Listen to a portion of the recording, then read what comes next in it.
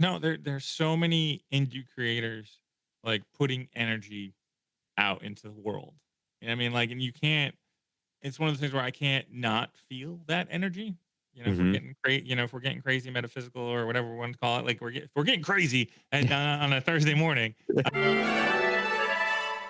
Welcome back to Inspired Inc., the CWS podcast, a show where we promote indie comic creators and become inspired by what they create and their journey of creating it.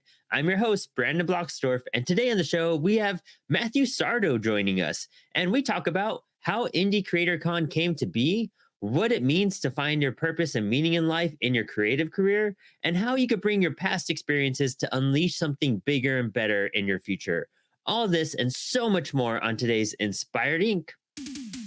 Bring your comic books to life and print your comics with Comics Will Spring. What got you to make a convention like this, so specific in Indie Creator Con? What was the desire behind it that drove you to make all of it?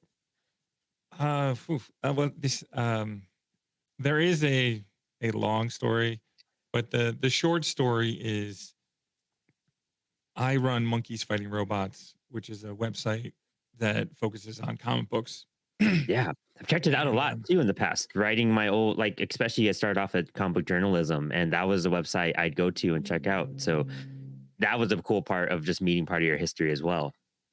Yeah, so we had Monkeys Fighting Robots, and it started off as like a really broad website where we were even covering like tech and craft beer and Hmm. movies and I was going to press junkets and I've interviewed a whole bunch of people and did a lot of things in the movie realm, and we got you know the clicks and everything like that, and the clicks didn't transfer into or translate into financial a financial gain. Like it didn't work. Like we got to the million views a month and I was like, oh look, we worked really hard, we did a lot of things, and it didn't translate into the financial revenue we were expecting.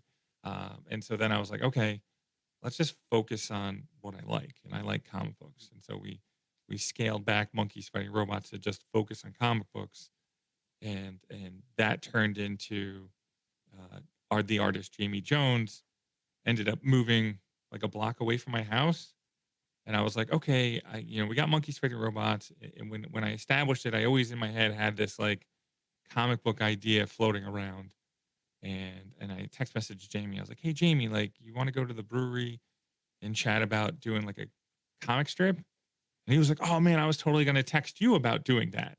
And I was like, "Oh, this is great." So then Jamie and I, did Tales of Monkeys Fighting Robots, Hmm. um, published, printed by you guys, and I started out with this like grand idea of doing like a comic book store tour and being going all to these different places and everything like that. And like we published the first issue, and we went to our first signing, and it was like a week into the pandemic. Like Ah, the pandemic hit, yeah. and I was like, "Oh man, this just killed everything." And I wanted to like do the whole like I don't know, convention, not convention circuit, but more of the comic book store circuit and everything. And then like the pandemic hit, and then my buddy's like, "Hey, you got to check out this like cartoonist kayfabe Facebook group and everything." And I was just like looking through all these, you know, DIY guys that were printed that were doing stuff. And I was like, man, this is really cool. And I was like, all the conventions are closed right now. So let's like put a convention in a book. And so then Mm. we made like Monkeys Fighting Robots, the magazine, which was a combination of like articles and, comic strips. And that was like the first thing to happen. I was like, oh man, let's do this magazine and make it the convention experience kind of in the magazine. I mean, that was just my idea for Mhm. it. And we published 4 issues of that. Um, and then I was like, okay, let's do an indie show, because all these people were talking in the kayfabe group about like, hey, we should get together, we should do this. And I was like, let's do a show. And I was down in Florida, and I had a spot, and Jamie even did like a poster for it, but the pandemic just never really ended. loosened up at that point. Yeah, it was a weird couple years where we're just like wondering how or when we could go, make events like this and how it would work out functionality. Yeah, I can imagine. So then, fast forward a few years, my family and I moved to Connecticut, and I started looking around Connecticut, and Terrific Con is about 15 minutes away from my house, which is awesome. Having a nice, good sized convention, Yeah, with free parking. Yeah, that's that's always the best. I was like, oh, it's at a casino. This is amazing. But no, so I was just like, oh, this is cool, and I was like, let me start looking into doing the show up here. And the Connecticut government has a department that helps you put a Oh, convention together. And oh, I was like, that's this is cool. amazing. So Yes. I called some people, and then they're like, hey, let's tour some venues, and they'll help you set up and stuff. And I was like, oh, this is awesome. Yeah. And but the culmination of it, or the genesis of it, is that kayfabe group. There were so many, creators in there that were like, hey, we should do anthologies, we should do this, because they were doing the ringside Hmm. theology or anthology once a month, and I was part of the first one, because that was like the first like pandemic event. Like, let's all get together and draw some books or draw a book, while we're all stuck at our house. And so then I was like, hey guys, I'm doing this. And Eli hopped in and Rocco hopped in, who those guys have been doing like um, Cosmic Lion Yeah. Productions. Rocco's like Ghost Agents, and they've We're done gonna like have them on the show soon too. Awesome dudes. I met them at San Diego Comic Con last year. Really, Eli's such a cool guy, such a cool yeah. dude. I can't wait to talk to him more. And that's really, it's what's really funny is like there really wasn't a comic book scene in St. Pete, Florida, where I lived. Hmm. Um, and it's funny because like Eli lived in St. Pete, but he moved to California. Like we were two You were ships all there. crossing in the night. Like we were all Yes. there for like a second, and then I was, we crossed ships. But so like Indie Comic Creator Con is gonna have like 100+ creators, like right around that mark. But I want to say 50 of them are all coming from this Facebook group. Wow. Yeah, and there's people coming from all over the country. Chad from Chad in Amsterdam. I think that's his comic book. He's coming from Amsterdam. Oh, Dang, that's I cool. think he's from the United States, but he lives there. And so That's there's rad too. international people coming. There's people coming from, the West Coast. I think there's some Canadians coming as well. I mean, and it's gonna be a good time. It's gonna be there's gonna be a lot of really cool creators coming. Like it's a curated event. So I kind of like went through and I was like, I looked at people who applied for Artist Alley, and people that were doing, just simply, knockoff prints, or I don't know if you go to Artist Alley lately. I feel like because I was going to like MegaCon, I'll go to Artist Alley, and it's like crafters, Yeah. and there's Yeah. nothing against crafters. Hmm. There's nothing against people that are hustling and working hard and making money at conventions. That's not what I'm trying to say. But what I wanted to do is just have a room full of people that were making indie comic books Yes. Yeah. specifically, like, hey, I'm drawing this in my house and I'm printing it, and that was the really cool thing about the kayfabe group back in the day. I say back in the day, but is it was like people were showing like how to staple and how to fold books, like Hmm. the cool stuff that I didn't know about, like this almost like zine-esque, there was a vibe going on there. And that's what I like really jonesed and enjoyed, and was like, got pumped, I was like, oh, because that was like, hey, let me publish a magazine. Because I never published a magazine before, Hmm. I was like, but Yep. these guys inspired me to want to do this. And so, like I said, we published 4 issues of the magazine. Jamie and I, published a 100-page graphic novel. So there was, during the pandemic, it wasn't a slow time. Everybody was just publishing books Hmm. and kickstarting books and doing all that and everything. Like it was just a really cool time. And so I wanted to harness that energy and get it in a room and have us just hang out. Yeah.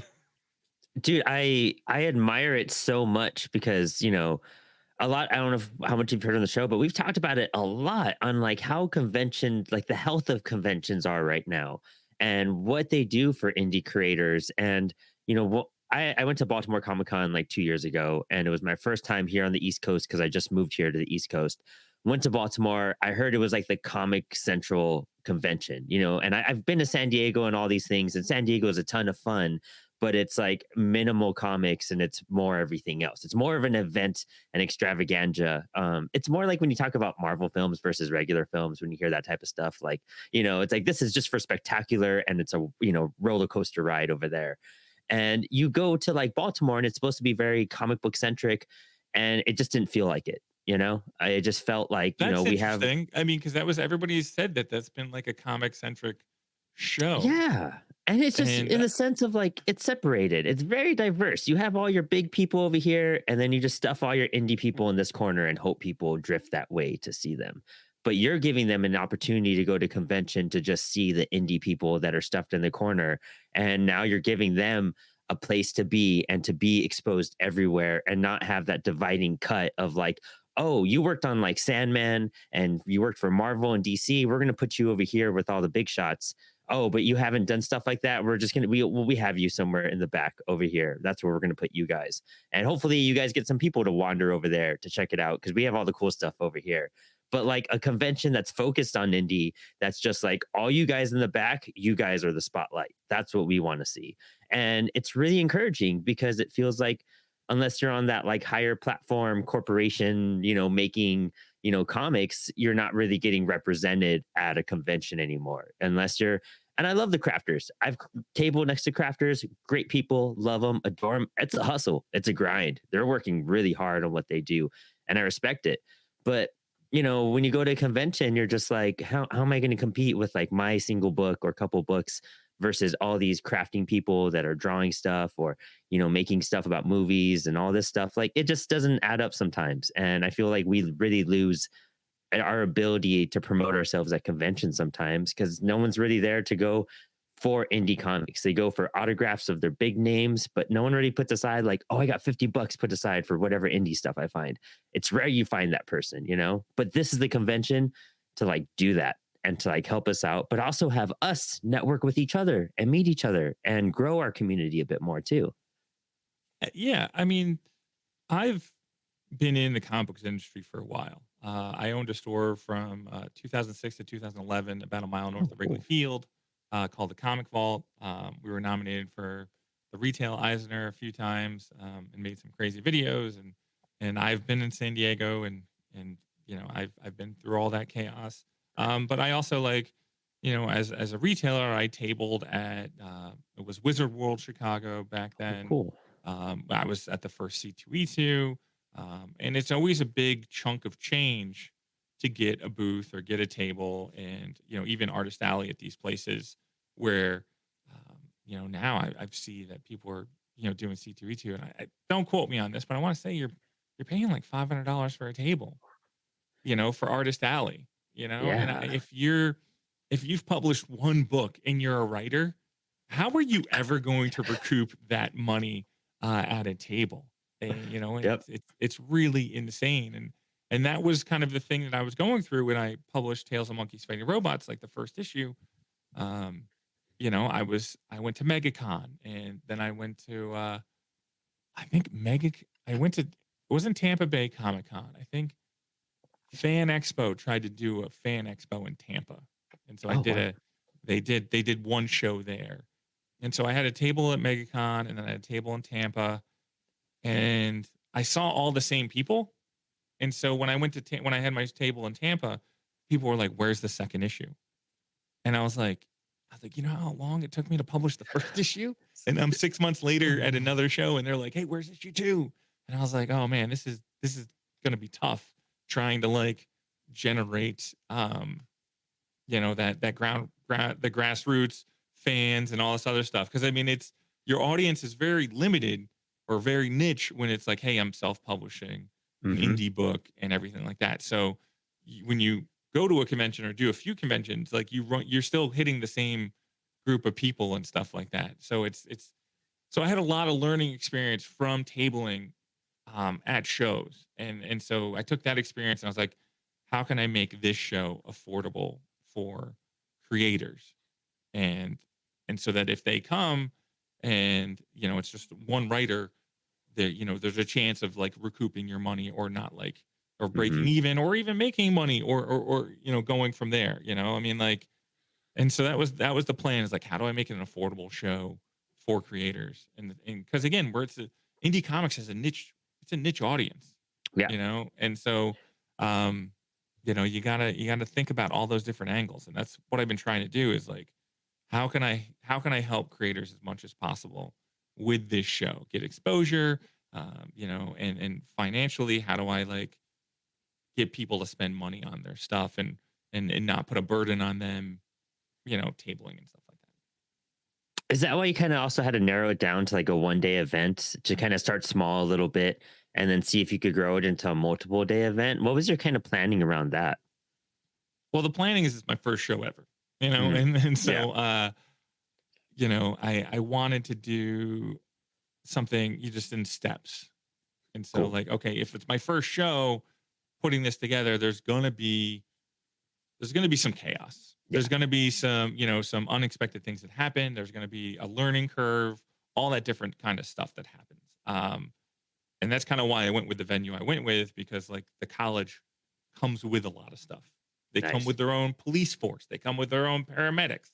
Like, these are all things that if you're at a big convention, you have to pay for on your own, but they like No. come with a lot of stuff. They come with tables. They come with all the different stuff that is needed to do a show. It's a smaller venue, but like they came with a lot of stuff um, that you have to do. So my initial idea was, okay, let's see if there's an audience that wants this type of show, because Hmm. there's definitely a lot of creators that wanted to do this show.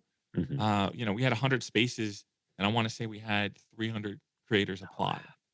So there Nice. is definitely, creators want this show to be successful. Hmm. We just need to make sure, we just need to find the audience to come support a show like this. But the genesis, the beginning part of this was like, okay, it's my first time doing a show. Let's do a 1 day show. Let's try to knock it out of the park. Then maybe grow to a 2 day show, Hmm. and then grow to a bigger venue on like year 3 and stuff like that. Nice.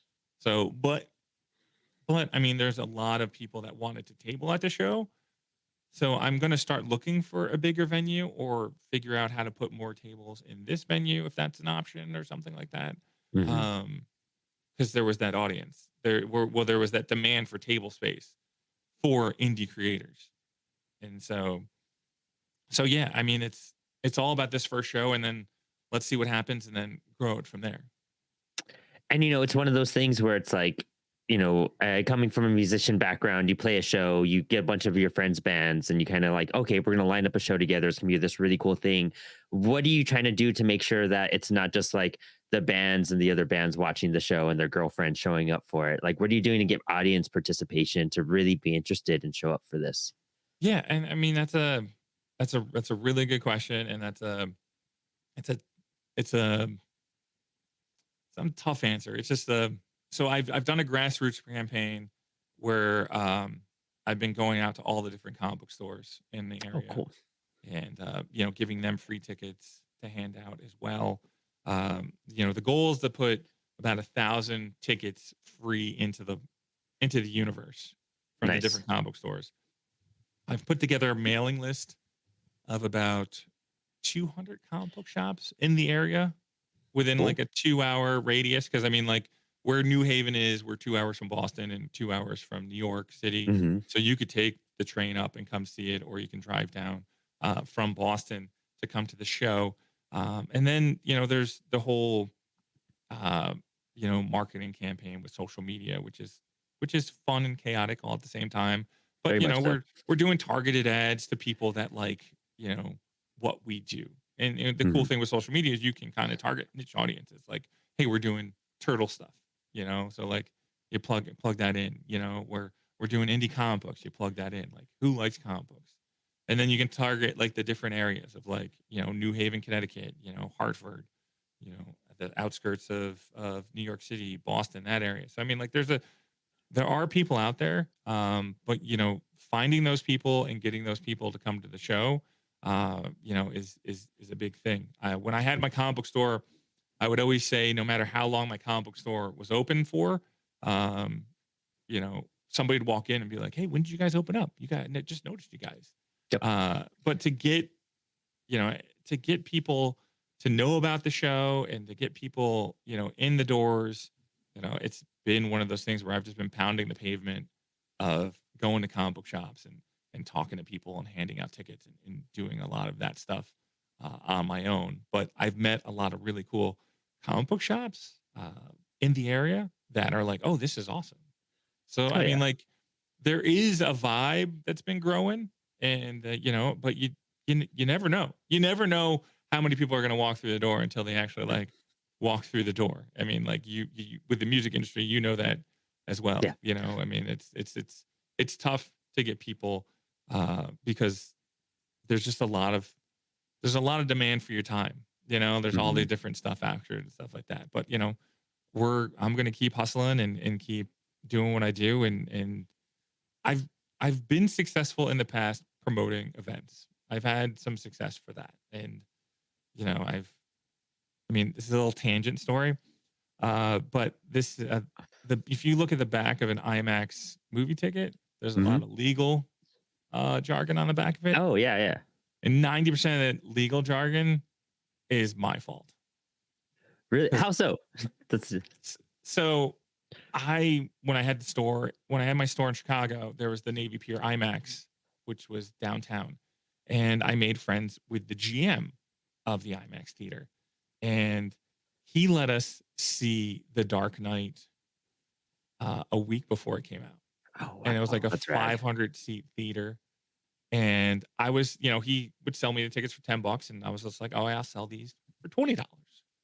Because I'm putting this event together and stuff Yeah, like that. yeah. Um, and so like, I sold out the theater immediately, and I didn't make a lot of money off of this event, but owning a comic book shop, like it definitely, helped the comic book shop out, making a few extra bucks on the film. Oh, I'm sure. Yeah. Um, but he didn't tell me that this was not on the up and up at all.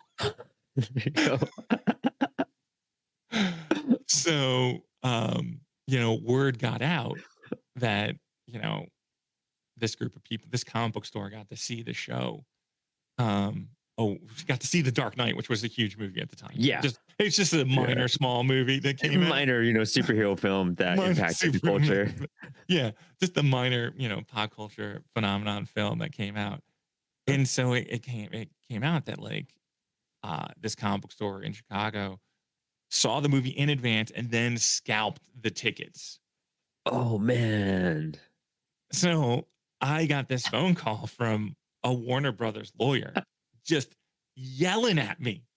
Like, what are you doing? Blah, blah, blah, blah, blah. And I was like, I don't know what you're talking about. Like, I don't really, like, Yeah. I was Say like, it all. you're going to, you want the $5,000 I made off of this? Like, this is what's going on. And there was a Watchmen came out not too longer afterwards. And so Mhm. I was doing another event from that, and so things kind of got a little wonky. So I didn't get to see it in advance, but I get this call from the GM at the IMAX, and he's like, "Hey, Warner Brothers is sending in, uh, I don't know. They're trying to entrap you, Yeah. They're trying to and bust you so guys. They're setting something up for you guys, basically. yeah, Yeah. they're trying to set me up." And so I see this car pull up, and this nice looking girl gets out of this car, very business, very nice looking, and she walks in. She's like, "I would like to buy 2 tickets to Watchmen," and I was like, "I have no clue what you're talking about." And she's like, "Are you sure you don't have any tickets to Watchmen?" And I was like, "This is the worst Sting ever. This is the dumbest thing ever." And so, you know, but it wasn't long after that um the IMAX theater started charging more for tickets on Friday and Saturday night than Oh during the man. week. So like they were like, "Oh, well, we can make money doing what this guy did." Goddamn. So yeah, so it's my fault, and I apologize to the world for movie theaters charging more on Friday and Saturday night now for tickets. So I apologize. Oh man, that is an epic story. What like a loving like thing. It's just like we're doing all this stuff for indie creators, but I accidentally charge you guys extra for movie tickets too. Yeah, So I owe you guys this at least. I know I owe you guys a lot. I'm sorry. I'm sorry. Oh man. And I mean, and it's kind of funny because it all goes back to like how comic books and superheroes kind of impact the world and culture and what it does to people. You know what I mean? Like you were able to profit like crazy because we were all going crazy over those films and what was happening in cinema at the time because we'd never seen those movies or put into the theaters that well, like Watchmen and The Dark Knight. And even now, it's like kind of a hit or miss for superhero films. So that was like a golden era to do all that. And it's kind of cool hearing your passion about like your own journey of trying to figure out how to make it into the comic book industry. And you're just trying to make a book and everything. You're trying to make your own art. And look what spiraled out of all this. Like you're running comic book shops, you're making conventions, you're promoting other people. Like you have a deep passion for just like rooting what comics are about and the community and trying to enhance it a whole lot. Has this like been like your calling since the beginning? What were you doing before all these events? Well, bartending. Oh, yeah, there you go. Yeah. Sending bar in Chicago, and was bartending out in San Francisco and stuff. So I was a restaurant industry kind of person from there. And I was always my college was definitely not a straight line. Mhm. Because I just didn't know what I wanted to do and everything like that. But I kept going, to college and was experienced all the different things that happened. Because I mean, like I'm older. But when I first went to college, there was no internet. You still had to take like a typing class and stuff like that.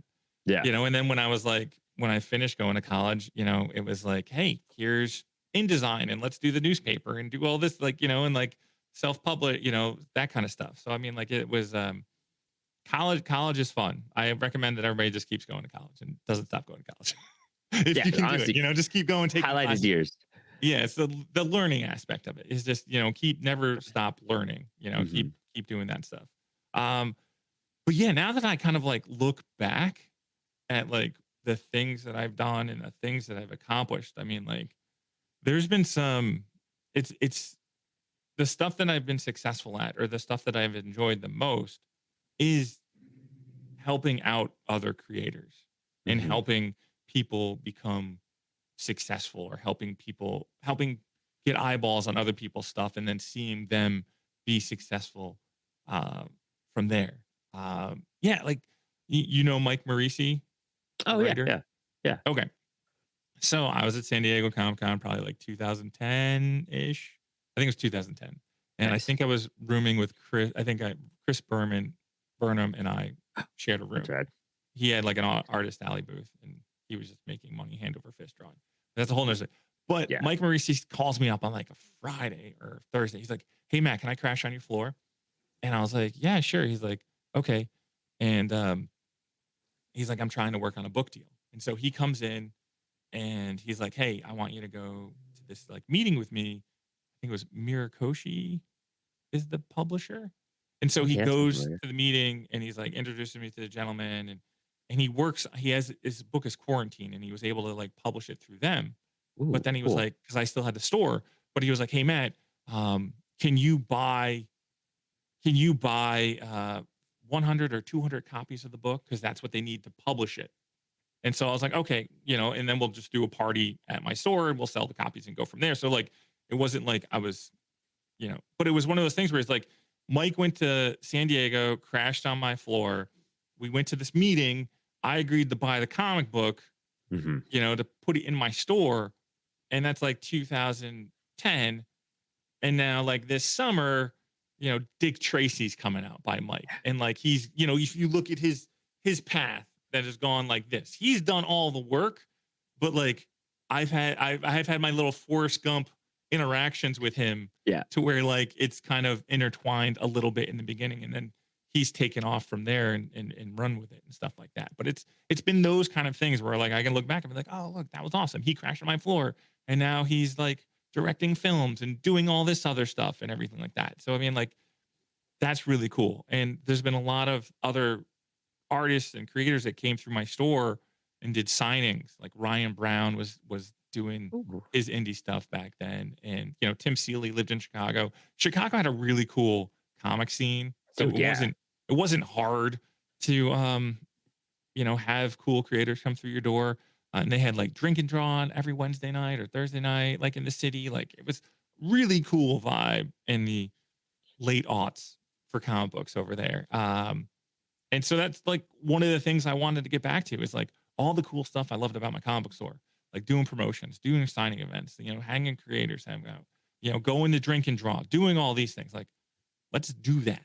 Yeah. Let's just have a lot of fun doing it. Yeah, dude, exactly. That's pretty much what I've done on my path. As I've done like my drawing shows that are live, where I was trying to figure out stuff and how we try to bring people together and see where they go. And what's cool is that we're interacting with people that like they would be doing this no matter what. Like if we were helping them or not, these creators would be, grinding and working at it. And it's like a pleasure and an opportunity to be like, oh, I can help you on your journey in just some little way. Please, if that elevates you and if that advances you a bit more, dude, that's amazing. And I love seeing the outcomes of like my friends. And it's cool being, I've helped edit books and, getting my name tossed in a couple books and things like that. But it's such like a rewarding feeling just being like, man, they're kicking ass right now. And you kind of take that essence of like, it's not a competition. I'm not up against these people. This is just like out of love and out of care. And, and what's cool is that, you mentioned that Dick Tracy series. I'm so hyped for that Dick Tracy series because I'm a Dick Tracy fan and Mad Cave, produces a bunch of cool stuff. So it's cool that a book I was just looking into this week that you're now bringing up that I'm like, oh, rad. Like I got to hit up that guy and talk to him again too, because I'm hyped for that series, but it's about being on that journey with people. And it's kind of remarkable, even to giving them a platform like this to talk about their book and to like explain their story and put it out there in the universe. I feel like it's just one of those things that like now you have a piece of material that you could spread out and promote yourself with. We've just given you an hour to like talk about yourself and your work and your journey. And now you get to go do something with it. And a lot of these people didn't get those opportunities before. So giving out opportunities, not only through your store, through this new convention you're putting together, you are like helping indie creators more than most publishers out there. And I've seen a lot of new publishing groups come out, a lot of new imprints emerge from like bigger creators and the comic book fan, stardom and whatnot, people who are owning the comic book stardom on, Marvel, DC, all that stuff, starting these publishers. But I'm like, what are you doing to help everyone else? This is just for you. It's not adding diversity. It's not adding anything new. It's just about you guys. What about like everyone else who's trying to break into the industry? What are you doing for them? And you're doing what they should be doing, essentially. One of my biggest soapbox like comments about the comic book industry is, The Walking Dead. It was a small series. It's kind of, it was a little big indie Little series. thing. Little thing. And Kirkman kind of just ended The Walking Dead. And it ended. And I think they're reprinting it in color and reselling it. Yep. How cool would it have been if Kirkman was like, hey guys, this is what made me famous. Let me hand over the baton to a few up and coming creators to just run with it post what my run. Oh man. Right. And give them a launching point and then kind of just be like, here's the Walking Dead universe. And if you want to switch out creators, you switch out creators or whatever, but like just step back from it and just let somebody else, be able to use that platform to elevate themselves. And I was like, oh man, that was a missed opportunity for some creator to get a huge spotlight on themselves. Oh yeah. Or create multiple creators. I mean, like, artists and writers and, letterers. I mean, like I know that's the whole reason why I know Russ Wooten is because of The Walking Dead, the letterist. Like I know his, because that's the guy who's been doing it forever and stuff like that. Yeah. But like, it's one of those names that like I open the book and oh yeah, Russ is doing this because he's been doing it forever. But yeah, there are chances and there are opportunities out there for indie creators to get spotlights, but some people just don't take that opportunity for it. And but Robert, he does his own thing and he's allowed to do his own thing because he's what it is. But like again, if you have a chance to do stuff, this is one of those industries where like you said, it's not a competition. It's not. Yeah. There are so many stories out there. There's so many different genres. There's so many, if you look at all the TV shows on Netflix and all that, like those people aren't in competition. They're just creating content. They're creating artwork and then they're finding their audience and stuff like that. Like, so when I hear somebody say like, there's, I don't like what they're doing with comic books today. And I was like, well, you just haven't found the right book out there. Like Right. there should be nobody that's upset with comic books when it comes to content, Yeah. because there's so much good content out there. So many amazing creators and writers doing amazing things that push the envelope of like what storytelling could be. Hmm. And then you're like, I really don't like what they're doing with Peter Parker right now. Like, dude, just get out of your way. Like, you're It's totally true. missing the boat about comic books right now. That's what pulled me like into indie comics, was that I was over Marvel and I was over DC, and I was like, I'm not having fun. I'm just spending, $70 a week on a book I'll read and I'll put away. And then I'm like, I wasn't really satisfied, and I don't really care where this is going anymore. Like, there has to be something else out there for me. And that's when I realized, like, oh, there's everything else out there for me other than these, like you just got to turn a little bit, and then you're like, oh, what do you know? There's books everywhere by all sorts of creators, and finding those comic book shops. Like, I went to Desert Island Comics in New York, and it's one of the coolest shops up there. And I love going in there because it's just pure like indie insanity, and it's so inspiring, and it lets you it reminds you that comics are a label under art, and everything that we're trying to do is just make art and make really cool, awesome, insane art and tell really cool stories. And when you're looking at just certain publishers, sorry, my cat's fighting my headphones so bad right now.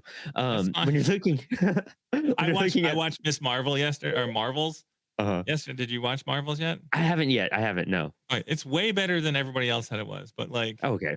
there's those cat aliens. Did you see the Yeah. first one? Yeah. Yeah. Yeah. Yeah. Yeah. So there was one cat alien up there, but in this one, there's like hundreds. And like, Oh, I'm so down for when that. I saw your cat go across the table, I was like, oh yeah. I brought in like, oh, he just got eaten by his cat, because that's what happened in the movie. Like, forgetting the cat.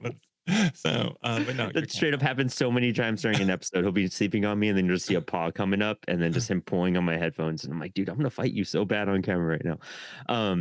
I mean, there again, Marvels, there's a variety of stuff. Like, if you don't care for what Marvel's putting out cinematically, dude, go find some comics.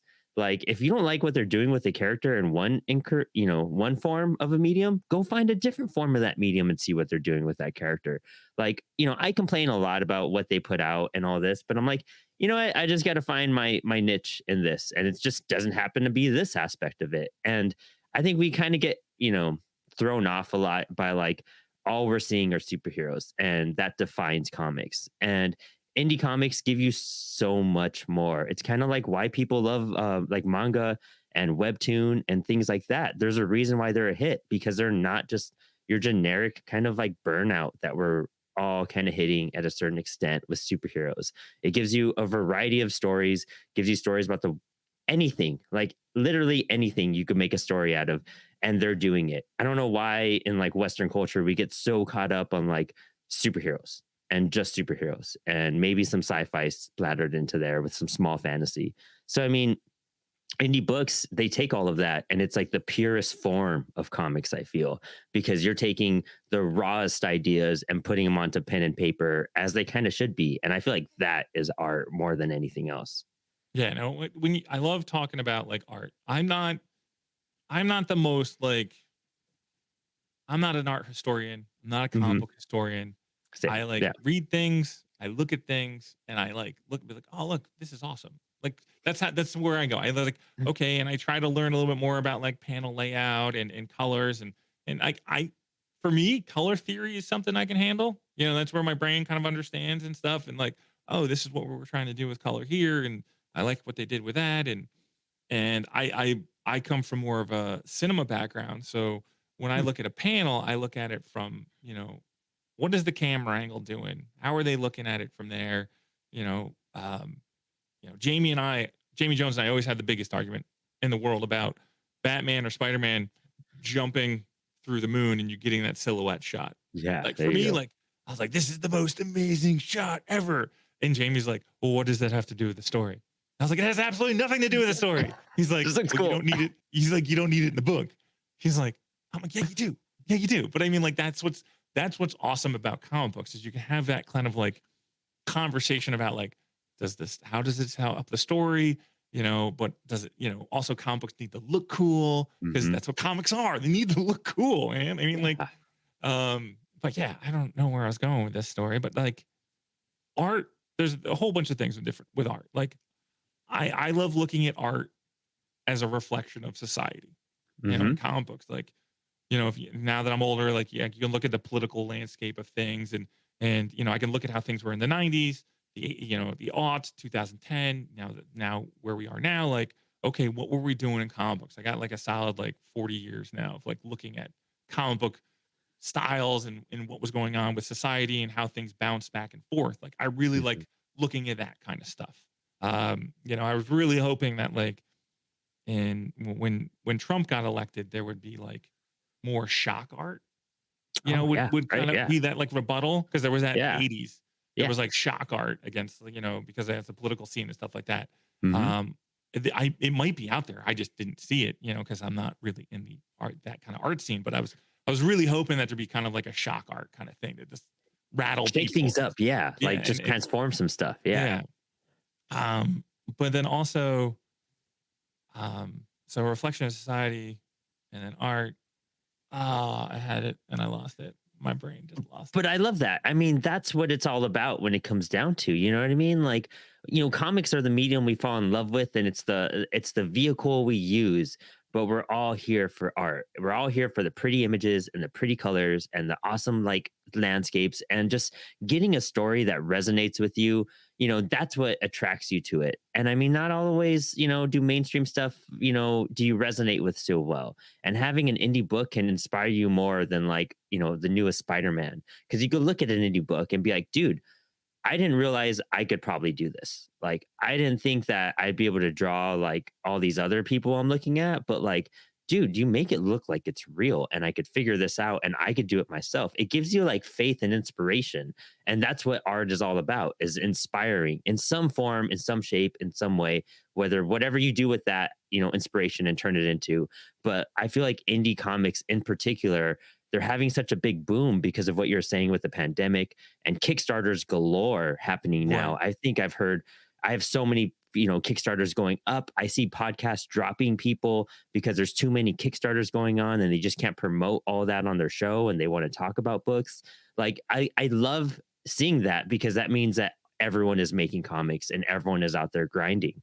And not having an avenue or a convention that they could go to and feel like they could have success. They could go to Terrificon or MegaCon, maybe break even, like you're saying, maybe get a couple books out there, but they have to really, really hustle. So, like, what you're doing is providing this environment for all of us to have a chance now, and if it grows more and more every year, dude, I'm excited to see where this convention is going to be in 5 years from now and, where it's located, how big it's going to be, how many people you're going to have there. And I want to see how many people are going to start copying you in the next 3 to 5 years, trying to do conventions like this too. Yeah, I mean, what's the thing is you got like uh Cartoonist Crossroads, you got Cake in Hmm. Chicago, you got Mice over here in Massachusetts.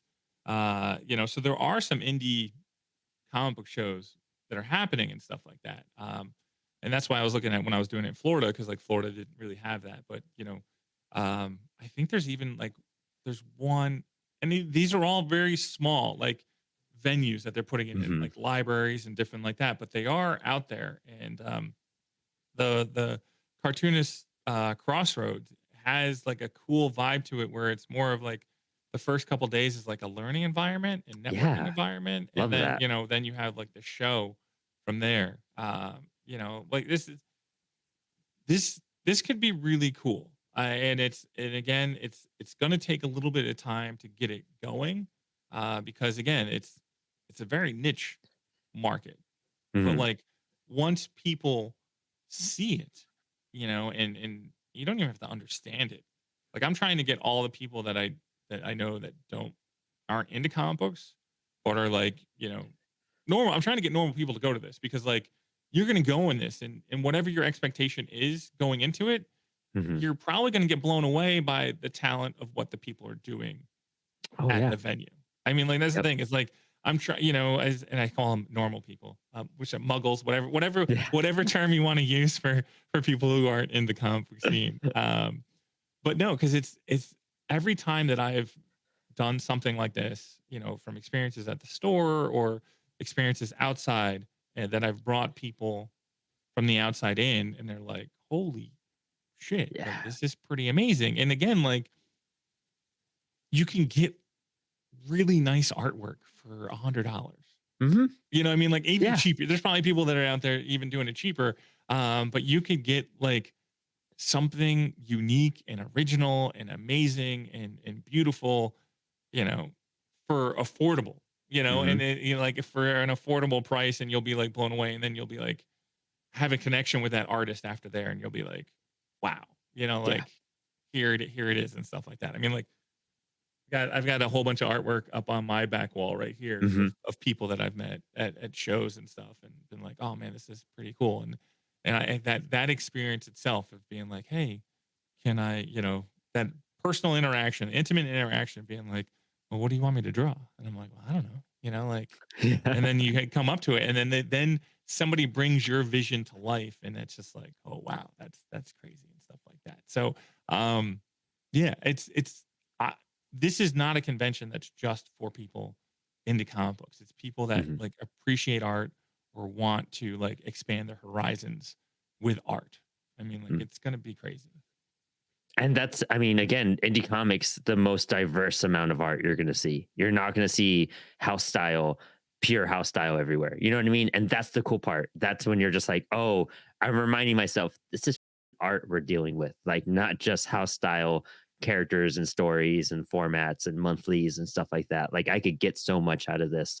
And so what about you and your comic book making career? Like what's like, what can we look forward from you into producing books? Well, the thing is, I have 3 kids and stuff, and they're Alice is 8, and the twins are 6, and I have like 2 or 3 more stories that I just need to get out of Cool. my body. They're in my Mhm. body, and they got to get out. I have one like because I've been reading kids books for the past 8 years to kids, Yeah. and I've been like, oh, this is a good kids book. This is a horrible kids book, and I was like, so I have like a kids book that I need to get out into the world, and then I have like a parental nightmare that I need to get out into the world and stuff like that. Because once you have kids, if eh, you start having these dreams of like your kids, you know, your kids not surviving, or your kids like, Mhm. just quick. Like I had like one dream where like somebody buried my kid, and I'd like find my kid. Like Yeah. that is like the Terrifying. most insane shit ever. I mean, like it's, and I was just like, man, I can't be the only one having these like moments and dreams and Mhm. scenarios. And I was just like, okay, I gotta get. So I have like one, I call it midlife crisis because of my play on crisis. Um, but like I have this Love one it. like parental story, of like that I gotta get out. And it's tied, it's in a superhero universe, because that Mhm. just makes sense. Yeah. Having a dad, just trying to rescue his kids. I mean, like, but because if you don't do it with the superhero element, it kind of like Gail Simone said it the best.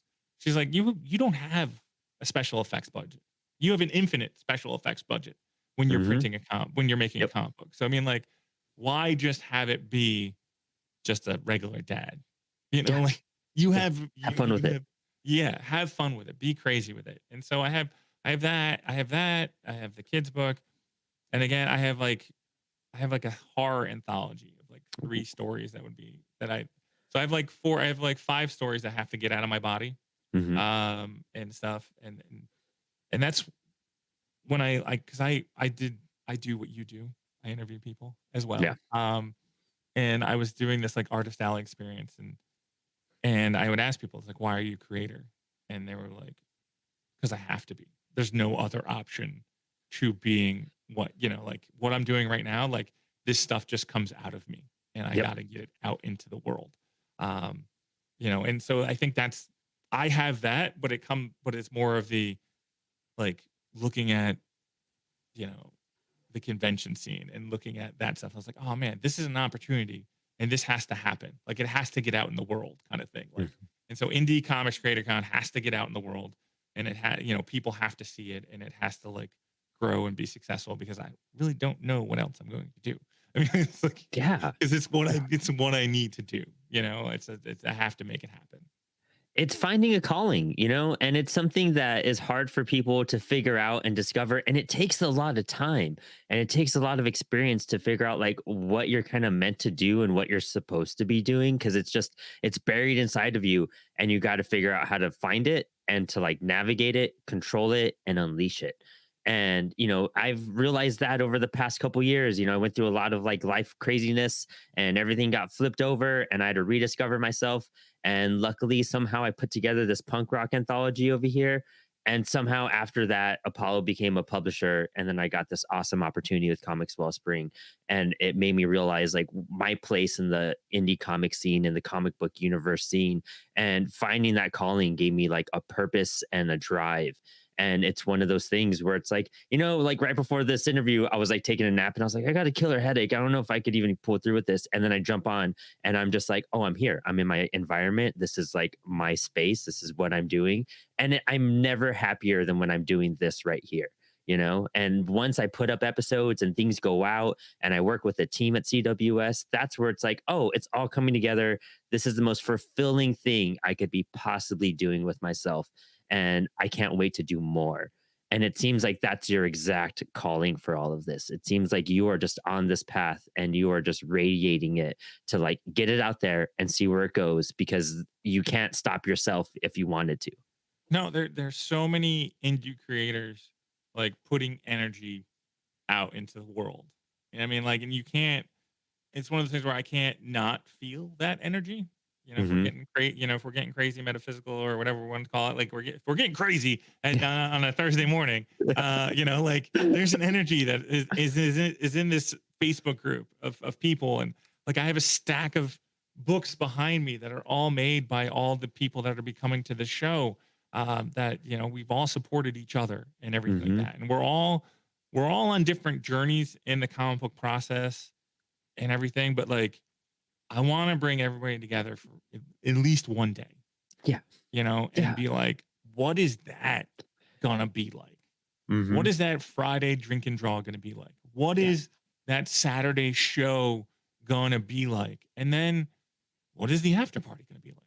Because Yeah. at that point in time, I'm really not gonna have that much responsibility. So I'm finally gonna be able to enjoy myself. Yes. You You know what I mean? breathe for a Like, what little is, bit. Yeah. yeah, it's like, and it's one of those things where we're all picking people up from the airport. We're all dropping people off at the airport. It's like this kind of almost cheesy movie as well, like a Hmm. John Hughes film where it's like, oh, everybody's coming together for a reunion kind of thing, Yes. and chaos is going to ensue and stuff. And it's there's going to be a lot of memories made in less than 3 weeks, which is amazing. And Uh, a lot of opportunities. yeah, Whenever this stuff happens, dude, opportunities flourish for everybody involved. And I can't wait to see the results of and the stories I'll probably hear on the show being like, I met so and so at Indie Creator Con, we clicked, we worked on this, and now we're producing X, Y, and Z. And those are the coolest things that I can imagine coming out of this as well. yeah, yeah. Because I offered every creator that didn't make it into the show, like a free ticket to come to the show.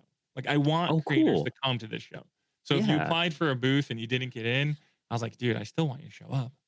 I still Nice. want you to be part of this. Hmm. I'm sorry that we didn't have enough space, but like, please come. Yeah. And you can still network and you can still, you know, show your wares and I mean, there'll be people there that if you want to show your artwork to and be like, hey, can I have some advice? I mean, that's what the whole point of this group. Well, Yeah. was like, hey, what do you think of this? What do you think of that? And and there's some really nice people and amazing people coming to this show that are compassionate and will definitely take the time to talk to almost anybody and anybody when it comes to that stuff. So I mean, like, it's gonna be cool on so many different levels. And then, like, we're going to be trying to be doing stuff with Inspired Inc. and CWS at the show. I'll be there. I'll have some sort of setup between them and lesser known comics. I'll be bouncing around, but also being able to interview and get as many people that, are printing through CWS at that show to come on to Inspired Inc. And, we get to give them a platform. So it's just all these things kind of rotate. It's a bunch of gears going on and just being involved in it, just showing up. I mean, half of the part of comics is just showing up too and being participant and putting your work out there. So, I mean, it's just going to open up all these doors for people and it's going to open up doors for me, I'm sure too. Every time one of these conventions happens, something happens, and I'm like, 6 months down the road, I'm like shocked at some end result. And I'm so excited. I'm hyped to hang out with you for sure. We'll definitely grab a drink or something, whatever we indulge in at that time. But dude, it's going to be a fun time, and it's one of those things. You get all these people together, and it's going to be a party, and we're going to have fun and just see a bunch of cool images. And we're going to come home with a bunch of comic books, and all of our girlfriends and wives are going to be annoyed that we came home with more books, and it's going to be the coolest thing ever. But dude, it's been a pleasure talking to you today, Matthew. I can't express how good of a Thursday morning this was to start my day. And we're going to hang out in just a couple weeks, and we get to catch up, and maybe we could do a follow-up episode just to talk about the convention and see how everything turned out and give people some insight on the end results and what, chaos was involved during the show. But for now, why don't you tell us where we could reach you and what else do you want to share about the show or anything else you have going on for 2024? 2024. Well, the big thing is Indie Comics Creator Con is March 9th at the Southern Connecticut State University. Pat Rooks made this amazing poster. We had 7 artists do posters for it. March 9th is when it's going to happen. Indie Comics Creator Con. We're on Instagram. We're on Threads. I have a YouTube channel myself, Monkeys Fighting Robots, where I review first issues, where I try to just give people, like, hey, here's a first issue indie book coming out, check it out, or whatever like that. Or we'll look at first. I try to look at first issues and show that to people as well. Monkeys Fighting Robots, the website. We have a lot of writers over there reviewing books as well. Yeah, I think that's it. Indie Comics Creator Con. That's on, that's our socials, and then Monkeys Fighting Robots and our YouTube channel. And like after that, like I'm probably just gonna take a nap after the, Straight up. I love it. Dude, this has been wonderful. Matthew, thank you so much. And for all of our listeners, don't forget to like, subscribe, share, hit that notification bell. We have new episodes coming out twice a week. And we have so many of these guests already coming out before the show and after the show. We have lined up. We're recording like crazy the next couple weeks. So excited to share with all of you.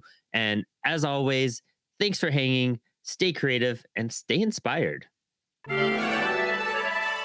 Looking for high quality printing, fast turnaround, and the industry's best customer service? Look no further than Comix Wellspring. Trusted by thousands of indie comic creators, Comix Wellspring is proven to be the go-to comic book printer. So when you're ready to bring your comic books to life, go to comicswellspring.com and be sure to check out one of the best platforms to sell your physical and digital comics online, the CWS Bookstore. Remember to subscribe, hit that notification bell to see our lives come out twice every single week on YouTube and podcast platforms. And also tag us when you share your favorite episodes and moments from the show. And remember, creators, thanks for hanging, keep creating, and stay inspired.